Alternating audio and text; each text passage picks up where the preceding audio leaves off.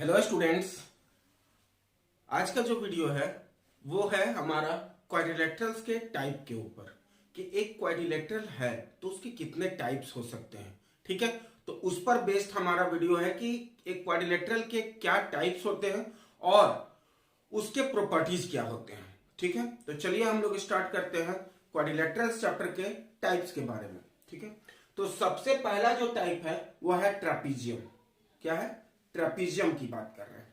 ठीक, तो ट्रेपीजियम होता क्या है?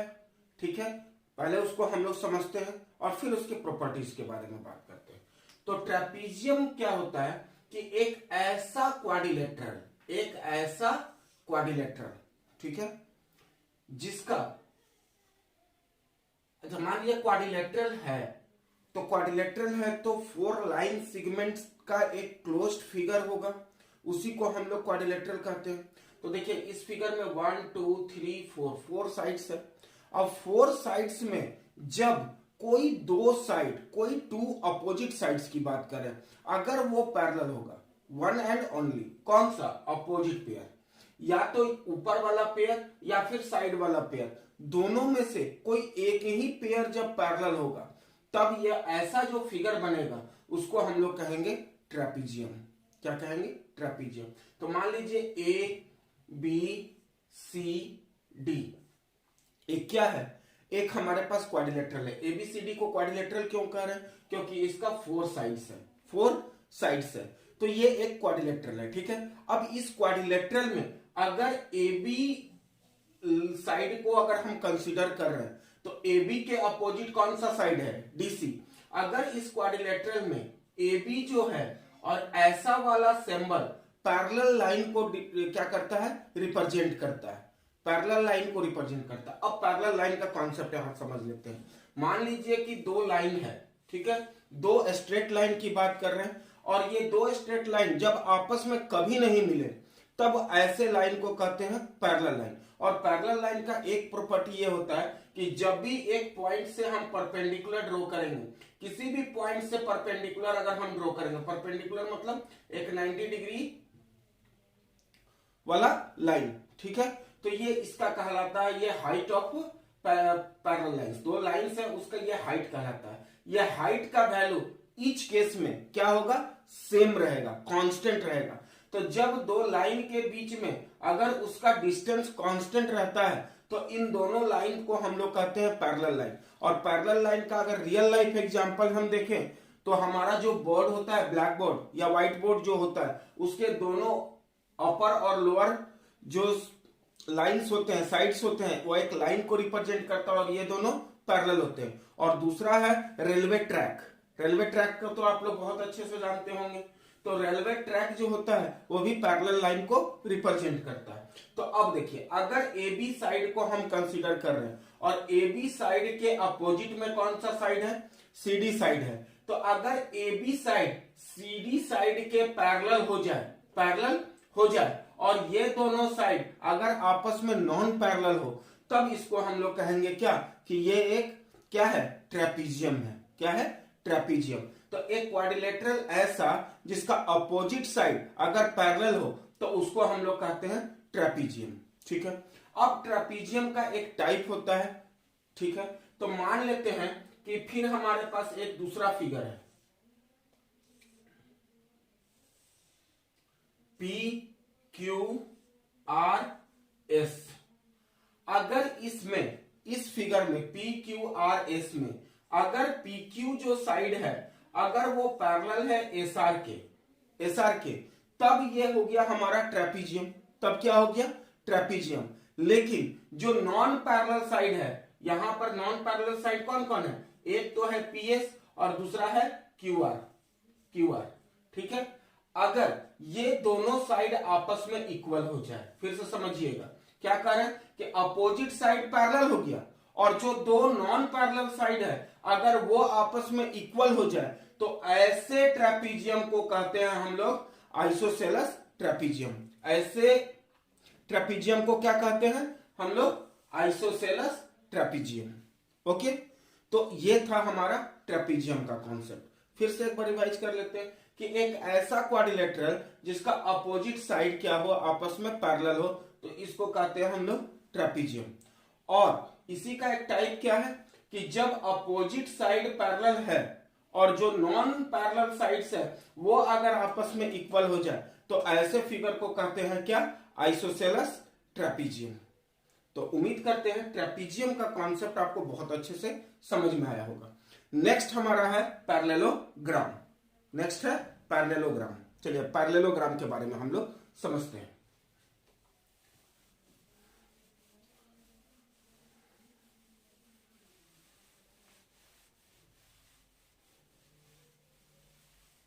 चलिए, तो पैरेललोग्राम होता क्या है, पहले उसको बात कर लेते हैं।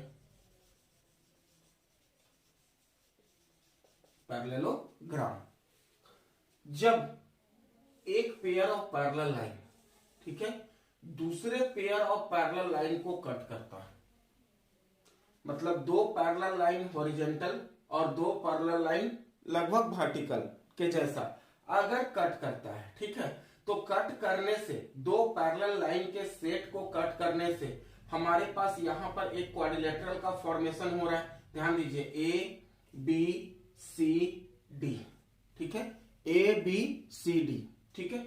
अब ए बी और बी सी सी डी और डी ए मिलकर क्या बना रहा है, क्वाड्रिलेटरल बना रहा है।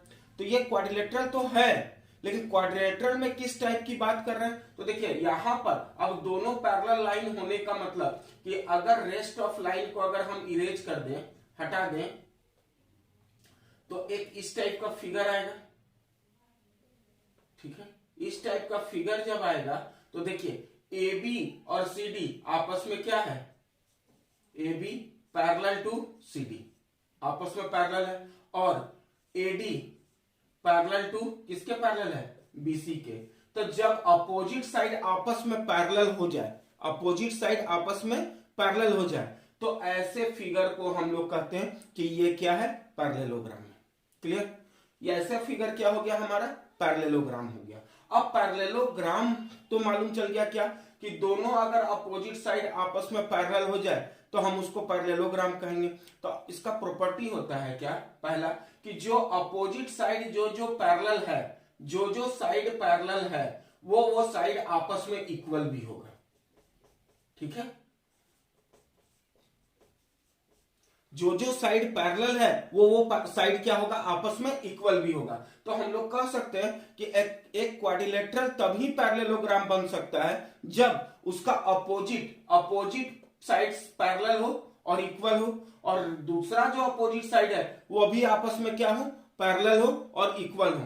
तब क्या होगा कि ऐसा जो फिगर बनेगा इसको हम लोग कहेंगे पैरेललोग्राम।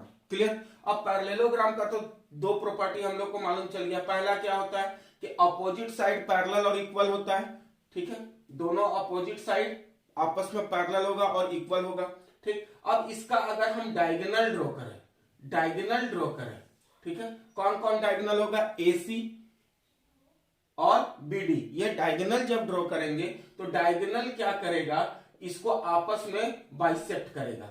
मतलब यहां पर जो पॉइंट आएगा इस डायगोनल को जहां पर दोनों इंटरसेक्ट करेगा वो दोनों लाइन के लिए मिड पॉइंट होगा, दोनों लाइन के लिए मिड पॉइंट होगा। तो मान लीजिए इसको O मान लेते हैं, तो यहां पर क्या हो जाएगा, AO is equal to OC।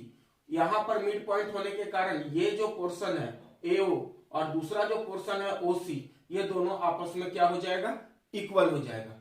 दूसरा चीज BO is equal to OD, मतलब दूसरा वाला जो डायगोनल है उसके लिए भी O मेरा क्या हो जाएगा, मिड पॉइंट। तो इसका मतलब OB is equal to OD। Midpoint का मतलब होता है कि एकदम ठीक बीच में, ठीक है। तो ये तीन प्रॉपर्टी हो गया हमारा पैरेललोग्राम का।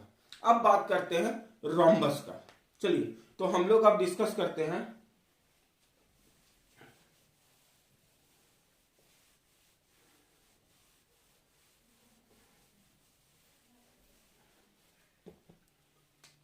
अब हम लोग डिस्कस करते हैं रोम्बस को। रोम्बस क्या होता है पहले उसको हम लोग समझते हैं, ठीक है। अगर एक पैरेललोग्राम है तो पैरेललोग्राम का हमने क्या बताया कि अपोजिट साइड पैरेलल और इक्वल होता है, अपोजिट साइड पैरेलल और इक्वल होता है, ठीक है। तो मान लीजिए कि एक ऐसा हमको फिगर मिल गया, एक ऐसा फिगर मिल गया जो जिसका अपोजिट साइड पैरेलल तो है और आपस में इक्वल है, लेकिन जब तब तो वो पैरेललोग्राम कहलाएगा। लेकिन इस कंडीशन में क्या हो गया कि जो पैरेललोग्राम था जिसका केवल अपोजिट साइड इक्वल था, अब क्या हो गया कि चारों का चारों साइड आपस में इक्वल हो गया। मतलब ये वाला साइड इसके इक्वल, ये वाला साइड इसके इक्वल और ये वाला साइड इक्वल, मतलब चारों का चारों साइड इक्वल हो गया। ठीक है, तो देखेंगे कि रेलवे लाइन का जो ट्रैक होता है वो कहीं भी हो, दिल्ली में हो, चाहे बिहार में हो, चाहे आपका बिहिया स्टेशन पे हो, चाहे कहीं भी हो। ठीक है, क्या होगा, उसका ट्रैक का जो लेंथ होगा, जो distance between the two tracks होगा, वो ऑलवेज सेम होगा। तो मान लीजिए जहां पर दो रेलवे ट्रैक क्रॉस कर रहा है, दो रेलवे ट्रैक क्रॉस कर रहा है इधर से और इधर से, ठीक है, तो इसके बीच में ABCD जो एक फिगर बनेगा, इसमें क्या हो जाएगा, चारों साइड आपस में इक्वल, चारों साइड आपस में इक्वल। तो जब चारों साइड इक्वल होगा तो ऐसा फिगर बनेगा जिसको हम लोग कहते हैं क्या, रोम्बस।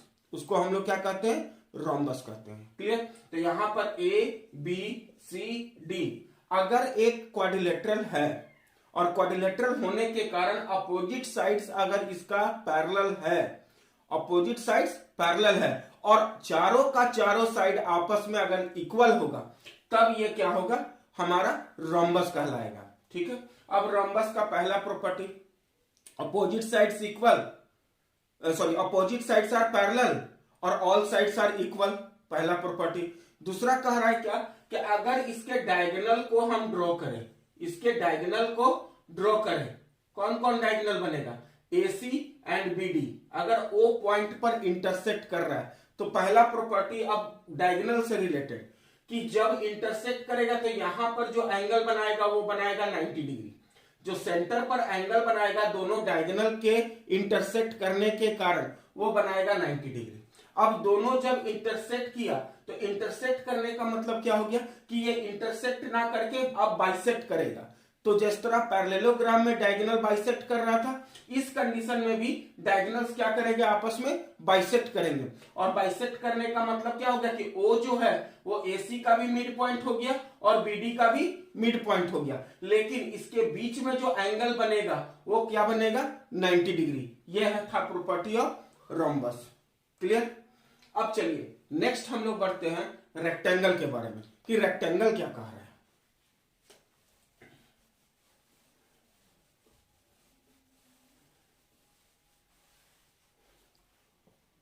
और सारे प्रॉपर्टीज को मैं एक साथ दिखा रहा हूं, आप लोग वीडियो को पॉज करके उस प्रॉपर्टीज को आप नोट कर सकते हैं अपने नोटबुक में।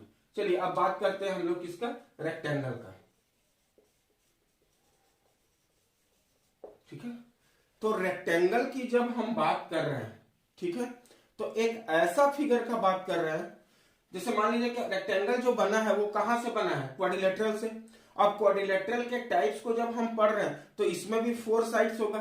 चलिए 4 साइड्स होगा, ठीक है, इसमें भी कितना साइड्स होगा, 4 साइड्स, क्योंकि ये क्वाड्रिलेटरल का एक टाइप है। ठीक, तो इस पोर्शन को हम लोग लेंथ मानते हैं और इस पोर्शन को ब्रेथ मानते हैं। ठीक है, तो इसमें भी पैरेललोग्राम की तरह क्या प्रॉपर्टी है कि इसका जो अपोजिट साइड्स है वो भी दोनों क्या है, आपस में पैरेलल है, आपस में पैरेलल है। रेक्टेंगल में भी अपोजिट साइड्स क्या होते हैं, पैरेलल होते हैं और इक्वल भी होते हैं, आपस में इक्वल होते हैं। तो फिर बोलिएगा कि पैरेललोग्राम और रेक्टेंगल में डिफरेंस क्या है। तो पैरेललोग्राम और रेक्टेंगल में ये डिफरेंस है कि रेक्टेंगल का ईच एंगल, सभी एंगल जो बनेगा उसका वैल्यू जो होगा वो 90 डिग्री होगा।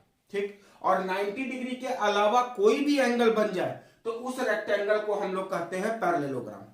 तो एक ऑब्जेक्टिव क्वेश्चन यहां से आप लोग को मिल रहा है क्या कि पैरेललोग्राम ही रेक्टेंगल हो सकता है, कब, जब उसका ईच एंगल क्या हो जाए, 90 डिग्री हो जाए। क्लियर, तो यही डिफरेंस है पैरेललोग्राम और रेक्टेंगल में कि रेक्टेंगल का ईच एंगल 90 डिग्री होता है और पैरेललोग्राम जो होता है उसको, उसका जो एंगल होता है वो 90 डिग्री नहीं होता है। पैरेललोग्राम का मैं ये नहीं कह रहा कि एंगल 90 डिग्री नहीं होगा, होगा, लेकिन जैसे ही वो 90 डिग्री हो जाएगा उस पैरेललोग्राम को हम स्पेशल नाम से जानते हैं और उसको हम लोग कहते हैं रेक्टेंगल। क्या कहते हैं, रेक्टेंगल। क्लियर, तो यहां पर क्या हो गया कि एक अगर रेक्टेंगल है तो उसका क्या है, all angles 90 degree, all angles 90 degree.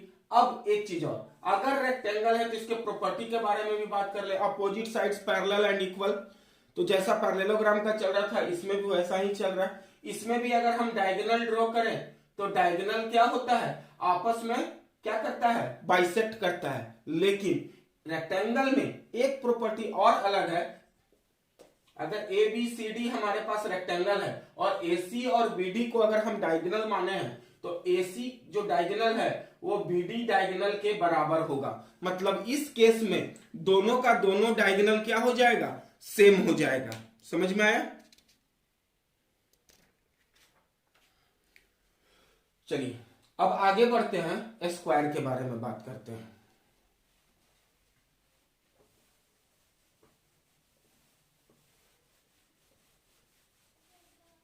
Square क्या है उसको समझते हैं। मान लीजिए एक रेक्टेंगल है हमारे पास।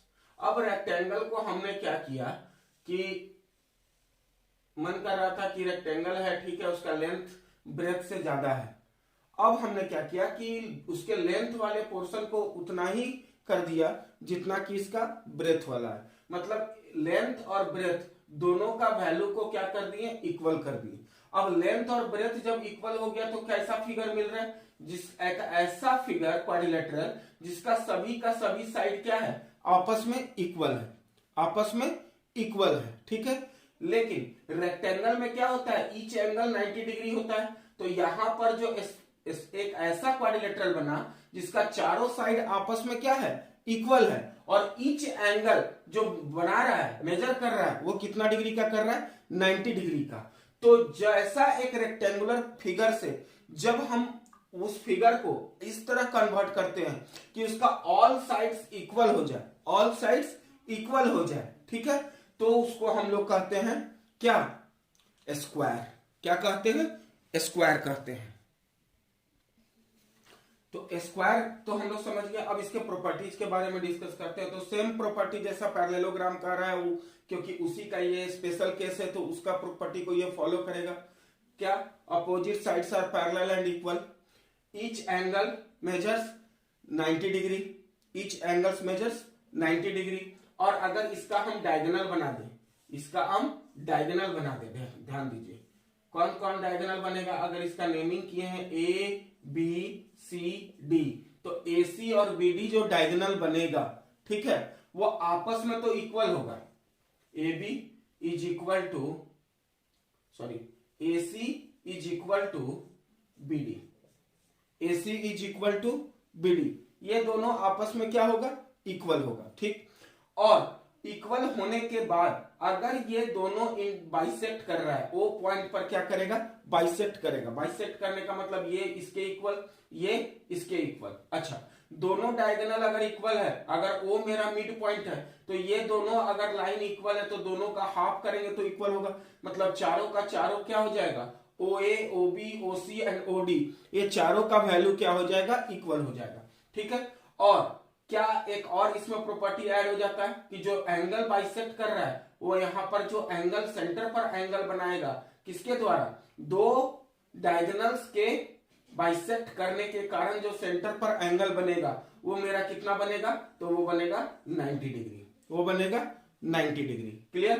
तो यही प्रॉपर्टी था किसका, स्क्वायर का। अब स्क्वायर और रोम्बस में डिफरेंस क्या है, तो स्क्वायर और रोम्बस में यही डिफरेंस है कि जो स्क्वायर का ईच एंगल होता है वो 90 डिग्री होता है और रोम्बस में ईच एंगल 90 डिग्री नहीं होता है, ठीक है। दूसरी चीज, स्क्वायर में जो डायगोनल होता है वो दोनों का दोनों आपस में इक्वल होता है, लेकिन रोम्बस में क्या होता है, दोनों डायगोनल आपस में इक्वल नहीं होता है। क्लियर, यहां तक समझ में आया। अब लास्ट जो है वो क्वाड्रिलेटरल का, वो है काइट। चलिए अब हम लोग काइट को समझते हैं। सबको पतंग उड़ाना पसंद है, सबको पतंग उड़ाना पसंद है, और उम्मीद करते हैं कि जो जो पतंग उड़ाते होंगे और मेरे वीडियो को देख रहे हैं तो एक बार कमेंट कर दीजिएगा कि यस, हमें पतंग उड़ाना पसंद है। मुझे भी पतंग उड़ाना बचपन में बहुत पसंद था, लेकिन हमसे पतंग उड़ता ही नहीं था, ठीक है। तो चलिए हम लोग बात करते हैं काइट के बारे में। किसके बारे में? काइट के बारे में। काइट क्या है? अगर हम पतंग उड़ा नहीं सके तो बना तो जरूर सकते हैं, और वो भी ब्लैक बोर्ड पर।